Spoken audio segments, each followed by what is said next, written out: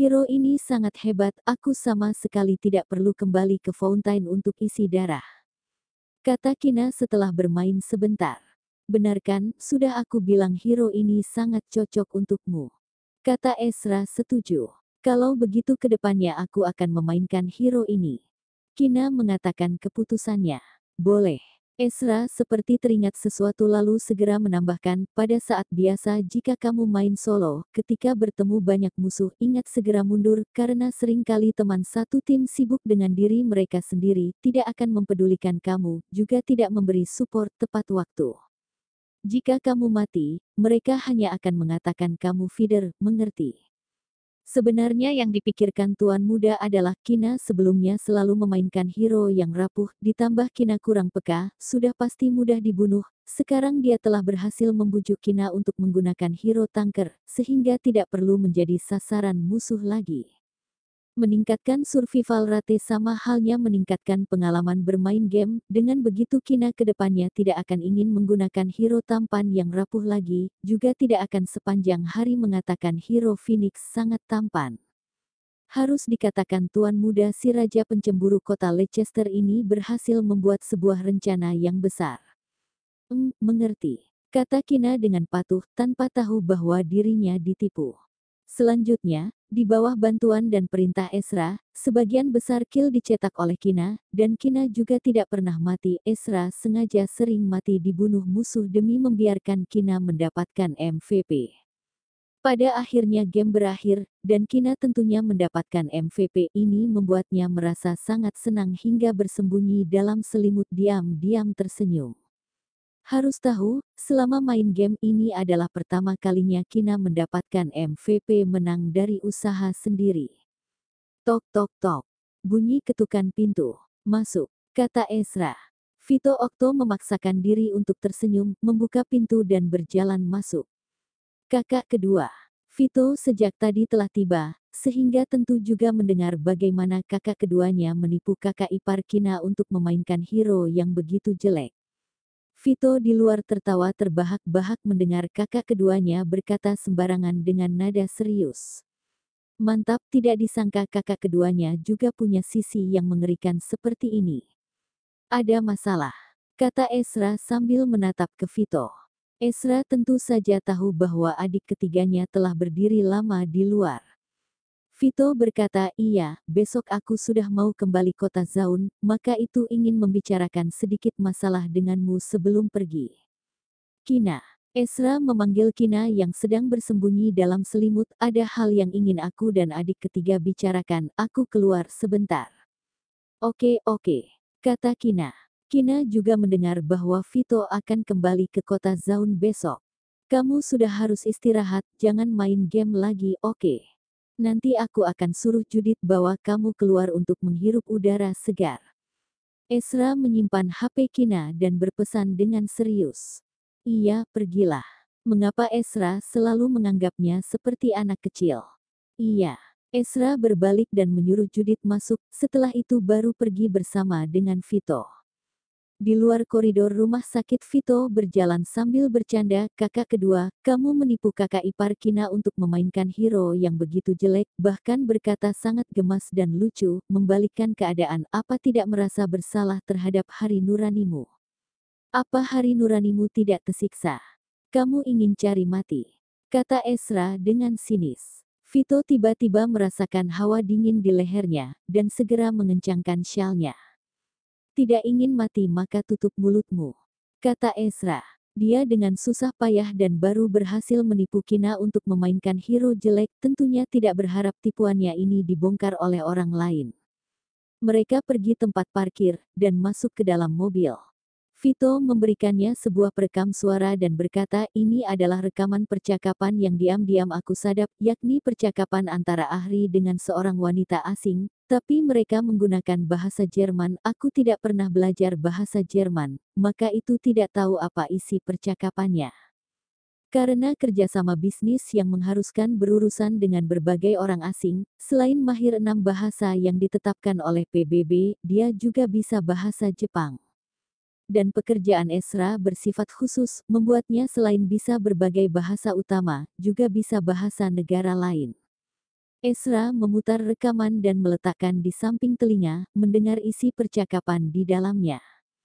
Kata narkoba di dalamnya menarik perhatian Ezra, tapi dia tidak bisa memahami sepenuhnya isi percakapan karena tidak begitu mahir bahasa Jerman. Selesai mendengar rekaman, Ezra berkata dengan sangat serius, "Kamu tidak perlu ikut campur lagi dalam masalah ini. Jika ada informasi lain cukup suruh Tani yang datang cari aku atau cari Judith. Jika sudah berkaitan dengan narkoba, maka itu bukan tanggung jawab Vito lagi." Oke. Kalau begitu besok aku kembali ke kota Zaun. Vito tahu bahwa kakak keduanya tidak berharap dirinya ikut campur lagi, dan memutuskan menuruti perkataan kakak keduanya, agar tidak menimbulkan masalah bagi kakak keduanya. Oke. Setelah menyimpan perekam suara, Ezra lalu keluar dari mobil.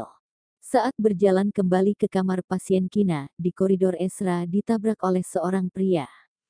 "Maaf, maaf Tuan." Pria yang menabrak Ezra segera menunduk dan membungkuk untuk meminta maaf, lalu dengan cepat berbalik untuk pergi. Ezra mencengkeram kerahnya, lalu menariknya kembali dengan paksa, menekannya ke dinding agar tidak bisa bergerak.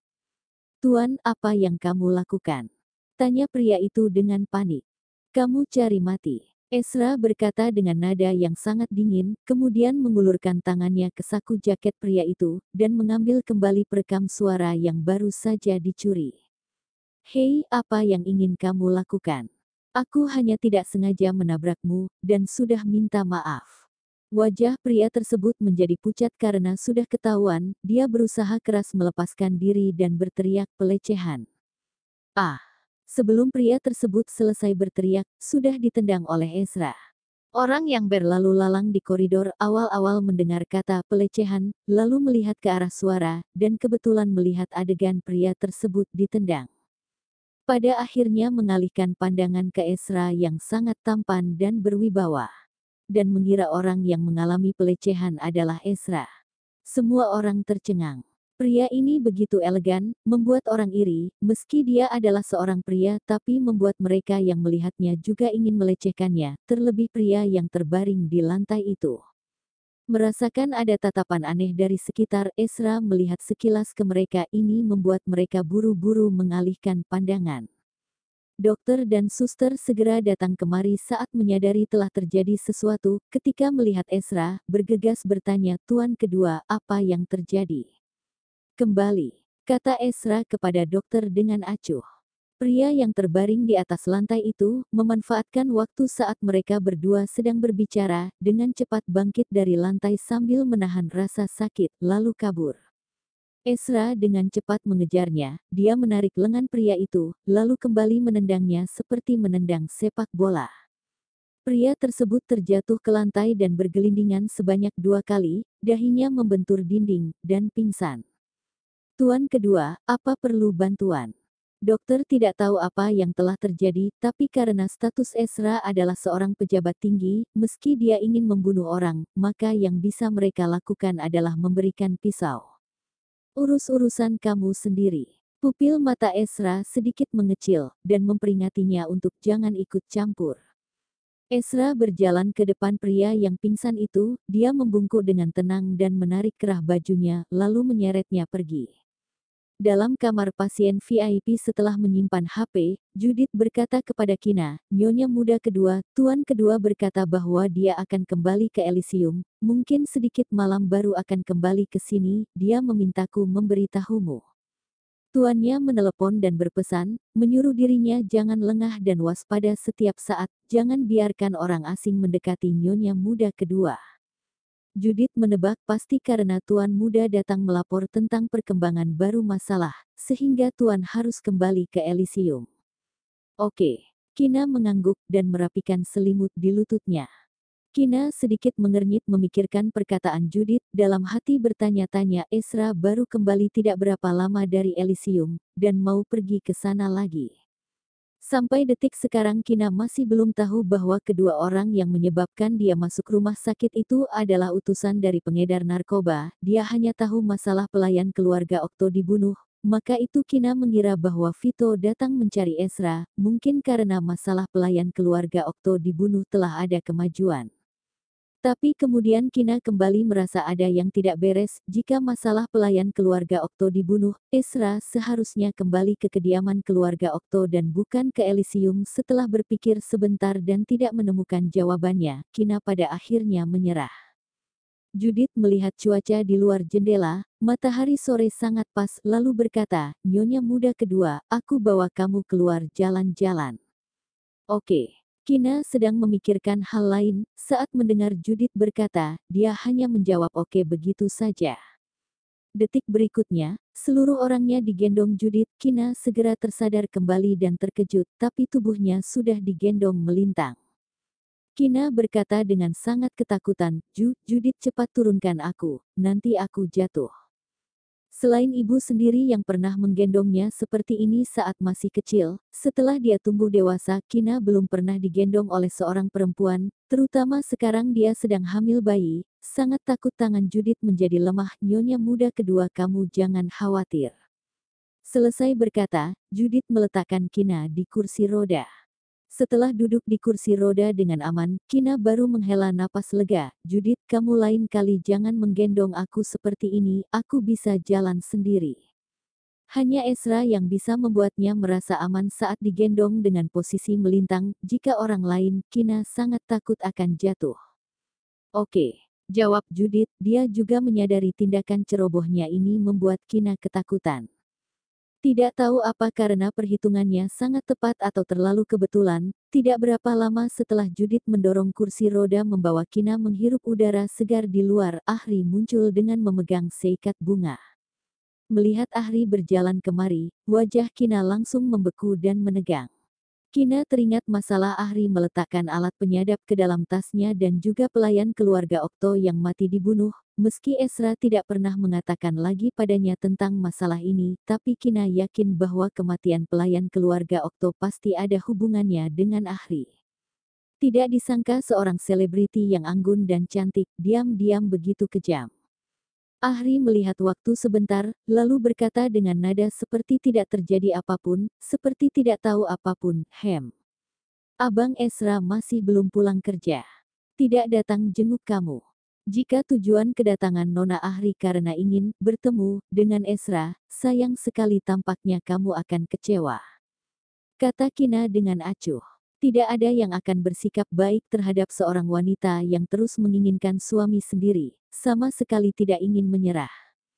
"Dengar-dengar Nona Kina masuk rumah sakit, beberapa hari lalu aku masih punya urusan, sehingga baru bisa datang jenguk datang hari," kata Ahri dengan ramah dan tersenyum seperti sedang mengobrol dengan teman. Lalu memberikan bunga dalam tangannya kepada Kina. Mata Kina sedikit menyipit, dia melihat bunga yang dipegang oleh Ahri tapi tidak menerimanya.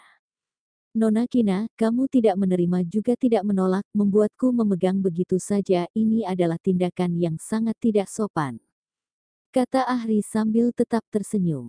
Bahkan jika tidak sopan, tapi tetap tidak bisa menandingi tindakan tidak sopan meletakkan alat penyadap di dalam kamar orang lain, benar kan?